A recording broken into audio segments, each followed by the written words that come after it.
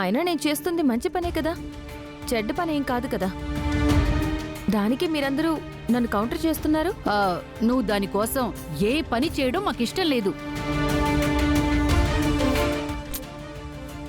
అయినా ఆ గాయత్రికి పిల్లలు పుట్టకపోతే నీకెందుకు? ఆ గాయత్రి బాధపడితే నీకెందుకు? నువ్విక్కడికి దేనికోసం వచ్చావో ముందు ఆ పని చూసుకో. ఏం మాట్లాడుతున్నారు మీరందరూ? నేను ఒక మంచి పని చేస్తుంటే నా మీద అరుస్తున్నారేంటి? అంటే గాయత్రి ప్రెగ్నెంట్ అవ్వడం మీకు ఇష్టం లేదా? అది కాదమ్మా. నానా మీరు ఆగండి. చెప్పు ఫణి, నేనేమైనా తప్పు చేస్తున్నానా? సత్య, వీళ్ళు గాయత్రి విషయంలో నిన్నెందుకు ఆపుతున్నారో తెలుసా? ఈ పూజలు పునస్కారాలనేవి చాలా పవర్ఫుల్. ఒకవేళ ఏదైనా పూజ ఆగిపోవడమో అరిష్టం జరగడం వలనో ఏదైనా జరగనేది జరిగితే గాయత్రికి ఇంకా ఎక్కువ రిస్క్ కదా. అలా ఆలోచించి వీళ్ళందరూ మాట్లాడుతున్నారు. అప్పుడు రేపు పొద్దున నువ్వు పూజ చేయించావని నిన్ను కూడా అంటారు. అందుకనే నీకు సంబంధం లేని విషయాల్లో నిన్ను తలదూర్చొద్దని చెప్తున్నారు. రేపు పూజలో ఎలాంటి అరిష్టం గాని అశుభం గాని జరగదు.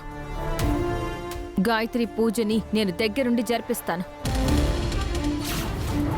విజయవంతం చేస్తాను.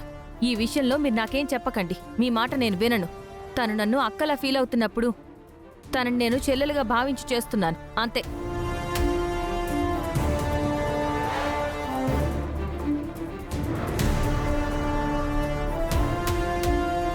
ఏరా, మేము ఆ సత్యం నిలదీస్తుంటే నువ్వెందుకు మమ్మల్ని ఆపావు? నాన్న, మీరు ఆ సత్యకి ఇంకొంచెం గట్టిగా చెప్పారనుకోండి, ఆ సత్యకు మన మీద అనుమానం వస్తుంది. మన మీద అనుమానం వస్తే ఆ సత్య మన దగ్గర ఉండదు. అందుకే మిమ్మల్ని ఆపుతున్నాను. అవును రోయ్, అది పాయింటే. సరే, ఈ తిక్కల సత్య గాయత్రితో పూజ చేయిద్దాం అనుకుంటోంది కదా, అసలు పూజ ఎలా చేస్తుందో మనము చూద్దాం. గాయత్రి రేపు ఆ పూజ చేయకూడదు, చెయ్యనివ్వను. ఆ ఆ ఆ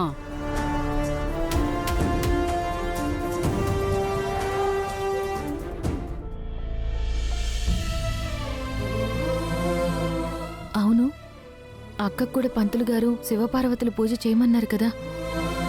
ఈ విషయం అక్కకి చెప్పాలి.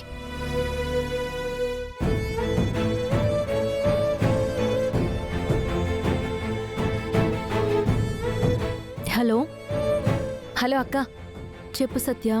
అక్క, రేపు చాలా మంచి రోజట.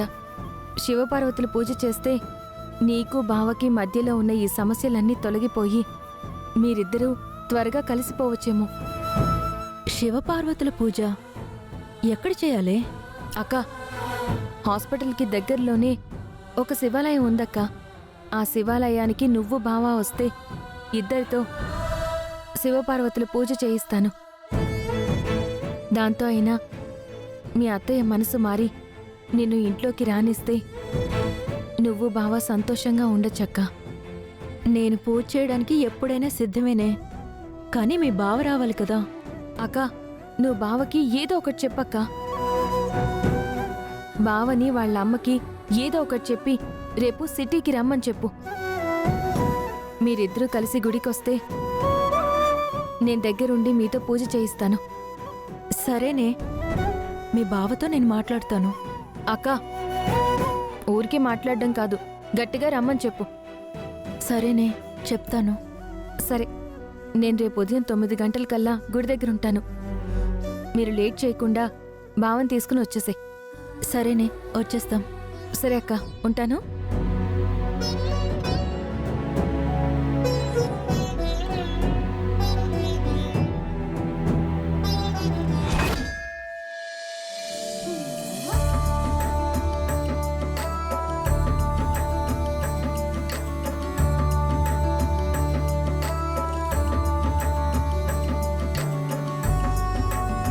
లారీ పాపా, నిన్ను మొన్న దొంగలు కిడ్నాప్ చేసినప్పుడు నిన్ను రక్షించమని అమ్మవారికి మొక్కుకున్నాను. అందుకే ఈరోజు మనం ఈ గుడికి వచ్చాం.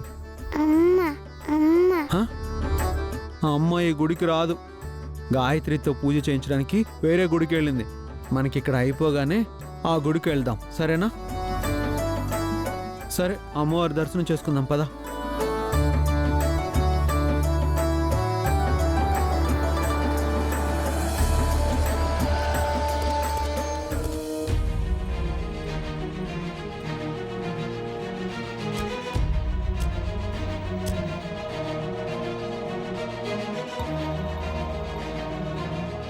అత్తయ్య ఈ గుడికి తీసుకొచ్చారేంటి? మనం వెళ్లాల్సింది వేరే కాలనీ గుడికి కదా. లేదమ్మా, చాముండేశ్వరి పూజ ఈ పంతులు గారు బ్రహ్మాండంగా చేస్తారంట. అందుకే మిమ్మల్ని అందరినీ ఈ గుడికి తీసుకొచ్చాను. అత్తయ్య ఈ గుడికి తీసుకొస్తారని తెలియక అక్కని బావని కాసేపట్లో ఈ గుడికే రమ్మన్నాను. ఇప్పుడు వాళ్ళు గనక ఇక్కడికొస్తే అందరి ముందు నేను బుక్ అయిపోతాను. అక్క, ఏంటి ఆలోచిస్తున్నావు? ఆ, ఏం లేదు గాయత్రి, రా. పూజ సామాన్లు తీసుకునిరా. అలాగేమ్మా. ఈ గాయత్రి కడుపు పండటానికి ఈ డూప్లికేట్ త్రిపుర పూజ చేయిస్తుంది. ఈ పూజ సంపూర్ణమైతే ఆ గాయత్రి నెల తప్పినా తప్పచ్చు. అత్తయ్య, ఈ పూజ ఎట్టి పరిస్థితుల్లో సక్సెస్ అవ్వకూడదు. ఎలా సక్సెస్ అవనిస్తామే? మనం వచ్చింది ఆ గాయత్రి పూజ చెడగొట్టడానికే కదా.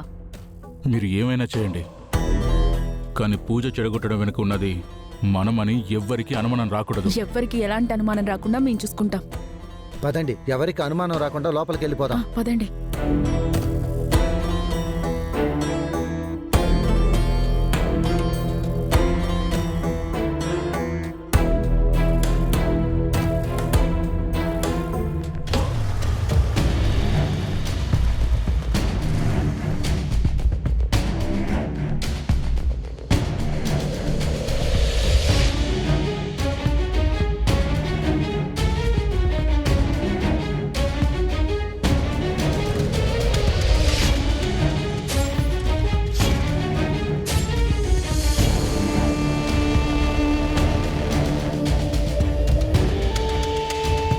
ఇదే నందిని సత్య చెప్పిన గుడి. మనమైతే గుడికి వచ్చేసామండి. కానీ సత్య ఎక్కడుందో ఏంటో, తన గుడికి ఎప్పుడొస్తుందో. సత్య వస్తానని చెప్పింది కదా, వస్తుందిలే నందిని. ఈలోపు మనం గుళ్ళోకి వెళ్దాం పద. ఉమ్.